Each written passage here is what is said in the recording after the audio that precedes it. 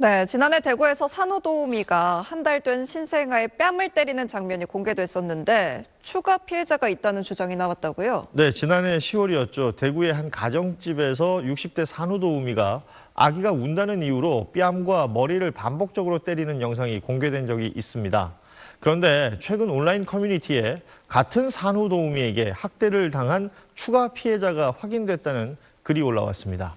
작성자에 따르면 추가 피해 아동 가족은 지난해 1월 산후도우미 업체를 통해 문제가 된 산후도우미를 소개받았습니다. 당시 아기는 태어난 지 열흘도 안 된 몸무게 3kg의 신생아였는데요. 게시글 속 주장에 따르면 산후도우미는 첫 출근 날부터 아기를 때리는 등 학대를 시작했고 이튿날에도 머리를 여러 차례 때렸다고 합니다.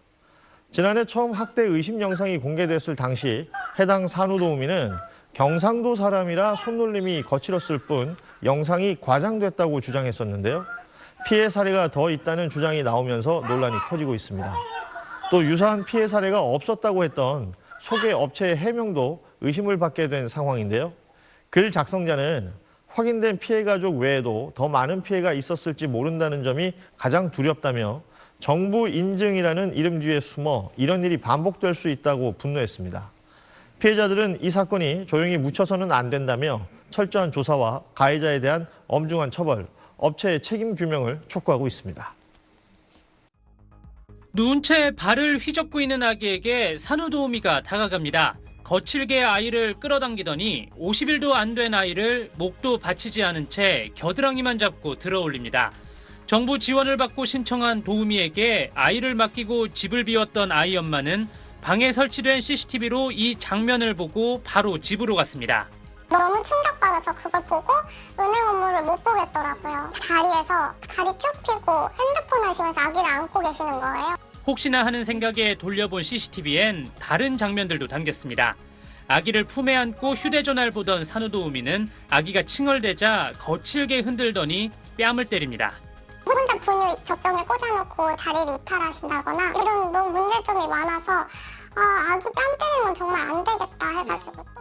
아이 부모는 60대 도우미 A씨를 아동학대 혐의로 경찰에 고소했습니다. A씨와 A씨 소속 업체는 영상을 본 후에야 죄송하다며 사과했습니다. 지자체가 비용 상당 부분을 지원하는 산후도우미 서비스는 지원 대상이 확대되면서 매년 10만 명 넘게 이용하고 있습니다. 각 지자체에 등록된 산후도우미는 18,000명 정도, 하지만 범죄 경력이 없고 60시간 교육만 이수하면 간단히 자격을 딸 수 있습니다. 전문가들은 도우미 파견 업체를 선정할 때 실적과 평가 등을 공개해 놓은 사회서비스 전자바우처 홈페이지를 참고하고 못 믿어올 땐 CCTV를 설치하는 것도 도움이 될 수 있다고 조언합니다. SBS 민경호입니다. 한 여성이 목도 가누지 못하는 신생아 머리를 여러 차례 마구 흔듭니다. 자라며 허벅지를 때리더니 아이를 집어던지듯 내팽개칩니다. 주먹으로 뒤통수를 때리는가 하면 우는 아이의 발을 깨물기까지 합니다. 태어난 지 100일도 안 된 신생아인데 산후도우미가 아이가 운다는 이유로 부모 몰래 학대하는 장면입니다. 가정용 CCTV 영상을 통해 학대 행위를 뒤늦게 발견한 아이의 부모. 아이의 뇌에서 출혈이 보인다는 진단까지 받았습니다. 결국 아동학대 혐의로 불구속 기소된 60대 여성 김모 씨에 대해 지난 2일 2심 재판부는 징역 8개월을 선고하면서 1심과 달리 법정 구속했습니다. 김 씨는 법정에서 혐의를 모두 인정하면서도 퇴행성 관절염을 앓아 아이를 돌보는 게 너무 힘들어 빨리 재우려고 했다는 취지로 진술했습니다. 법정 구속되긴 했지만 징역 1년이었던 1심보다 줄어든 형량에 아이의 부모는 분통을 터뜨렸습니다. 검사가 5년 구형했는데도 결국 8개월이 나왔거든요. 이거는 너무 솜방망이 처벌이 아닌가. 이렇게 약한 처벌로 이런 문제들을 어떻게 각성시킬 수 있을지. 아이 부모는 더 강한 처벌을 원하고 있지만 검찰은 형사소송법상 양형이 부당하다는 이유만으로는 대법원에 상고할 수 없다고 밝혔습니다. SBS 하정현입니다. 한 가정의 거실. 산후도우미 2명이 태어난 지 채 한 달도 안 된 쌍둥이를 돌봅니다. 잠시 뒤 두 사람이 말다툼을 하는가 싶더니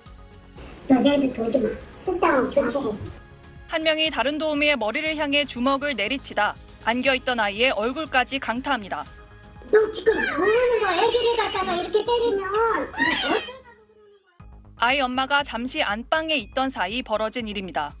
아기가 갑자기 자지러지게 우는 소리가 들리고 한 분이 아기를 왜 때려요 이 소리를 듣고 제가 뛰쳐나오게 됐거든요. 아이는 병원에서 뇌진탕 진단을 받았고 부모는 곧바로 A씨를 경찰에 고소했습니다. 경찰은 산후도우미들끼리 싸우는 과정에서 아이가 다친 걸로 보고 아동학대가 아닌 상해죄를 적용해 검찰에 송치했습니다. 고의가 없었다는 이유입니다. 폭력을 쓴 산후도우미는 정부 지정 업체를 통해 고용된 60대 A씨로 아이 부모는 일을 그만둔 A씨가 다른 가정에서 일할까 걱정돼 관계기관에 A씨의 소재를 문의했지만 알 수 없다는 답변만 돌아왔습니다. A씨가 재판에 넘겨질 경우 금고형 이상의 형이 확정되지 않으면 산후도우미로 재취업할 수 있습니다. 벌금형이 선고되는 경우에는 모자보건법상 재취업 제한 규정에 적용을 받지는 않을 것으로 보입니다. 이분이 또 어디서 근무를 하고 계실지 그것도 아무도 모르는 상황이고 자질을 갖춘 사람들로만 좀 근무를 할 수 있게끔 바꿨으면 좋겠어요. 네, 이 내용 취재한 박세은 기자 나와 있습니다. 아이 부모들은 정부가 지정한 업체라고 하니까 아마 더 믿었을 수도 있을 것 같은데 이 일에 대해서 그럼 업체 쪽에서는 뭐라고 하던가요? 네, 제가 업체를 찾아가 보니 오피스텔에 작은 사무실을 차려놓고 있었는데 이 사무실 밖에 현판만 붙어 있고 문을 두드려도 인기척이 없었습니다. 네. 이 업체는 지난해 8월 설립이 됐는데 대표를 포함해 상시 근무 직원이 3명에 불과합니다. 따라서 산후도우미를 따로 고용해서 운영하는 걸로 보이는데요. 홈페이지에서는 정부지원 산후관리사 공식 지정 업체라고 홍보까지 하고 있었습니다. 이 업체 대표는 도우미 개인의 잘못이라고 하면서도 피해 부모에게 여러 차례 사과를 하고 합의금도 전달했습니다. 그러면 이 당국의 관리 감독이 잘 되고 있는지 이 부분도 좀 따져봐야겠네요. 그렇죠. 이 산후도우미 업체들은 사회 서비스 품질 관리 대상이어서 네. 3년마다 한 번씩 정부가 위탁한 기관에서 이용자 만족도 조사를 하게 됩니다. 하지만 3년 미만인 곳은 평가 대상이 아닙니다. 이 업체도 말씀드렸다시피 지난해 설립됐기 때문에 평가 대상에서 제외가 됐습니다. 문제가 또 있는데요. 100점 만점에서 70점 미만을 받게 되면 미흡 등급으로 분류가 됩니다. 네. 이 경우에 하지만 방문 컨설팅을 받는 게 전부고 별도의 제재 조치가 없습니다. 지난해 복지부 자료를 보면요. 산후도우미 업체들 전국 711곳 중에 130곳이 미흡 등급으로 분류가 되어 있었습니다.